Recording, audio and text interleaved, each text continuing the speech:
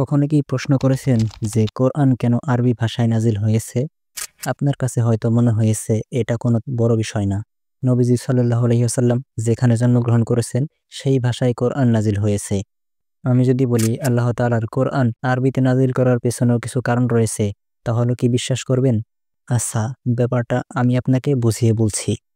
ব্যাপারটি সহজে বোঝার জন্য আমাদের যা বুঝতে হবে তা হলো আরবি ভাষার অনন্যতা। যে ভাষায় সৃষ্টিকর্তার বাণী প্রেরিত হবে, সেই ভাষা যদি যুগের সাথে সংরক্ষিত না হয়, তাহলে নিশ্চিতভাবে সেই ভাষা বিলুপ্তির সাথে সাথে সৃষ্টিকর্তার বাণীও বিলুপ্ত হয়ে যাবে অথবা বিকৃত হয়ে যাবে। এখন প্রশ্ন আসতে পারে যে ভাষা বিলুপ্তি বা বিকৃত হতে পারে? আর এর উত্তর হলো অবশ্যই। হিব্রু ভাষার কথাই ধরুন, তাওরাতের মতো বিখ্যাত আসমানি কিতাব এই ভাষাতেই নাজিল হয়েছিল, অথচ কালের বিবর্তনে আজ হিব্রু ভাষা মৃত। মুসা আলাইহিস সালামের উপরে তাওরাত নাজিল হয়েছিল আজ থেকে প্রায় ৩,০০০ বছর পূর্বে।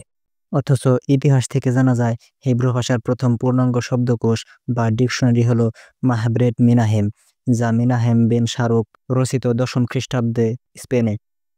এখন চিন্তা করে দেখুন, তাওরাতের ৩,০০০ বছর পরও শব্দকোষ না থাকার একটি কিতাবের ভাষা বোঝার ডিকশনারি তৈরি হয়েছে মাত্র সেদিন।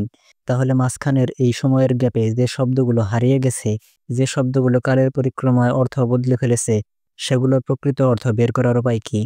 এখন আবারও প্রশ্ন আসতে পারে, শব্দও কি বদলাতে পারে? এর উত্তর হলো হ্যাঁ, অবশ্যই।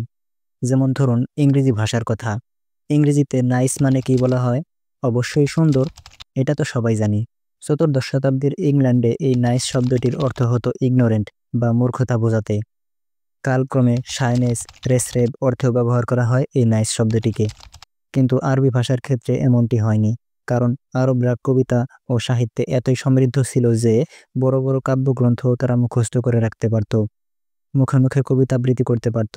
সে সময় সাহিত্যের জীবন্ত ভাষাই ছিল আরবি, তাই আজ পর্যন্ত এই ভাষার কোনোরূপ পরিবর্তন হয়নি। এছাড়াও আরবি ভাষার আরও অনেক সুবিধা আছে যা অন্যান্য ভাষায় নেই। তাই আল্লাহ তাআলা কোরআনকে নাজিল করার জন্য এমন একটি ভাষা নিয়েছিলেন যা অনেক সমৃদ্ধ ও সাহিত্যের শিখরে ছিল।